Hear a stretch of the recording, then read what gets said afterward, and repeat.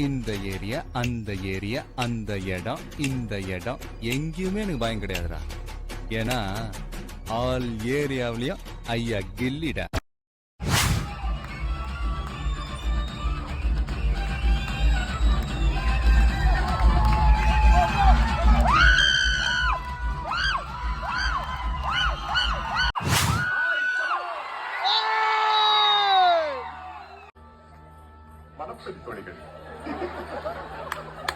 மதுரையில் நானே என்னை விட்டேன் பெரிய தேட்டரு. ஆனா அங்க சட்டம் அதிகமாக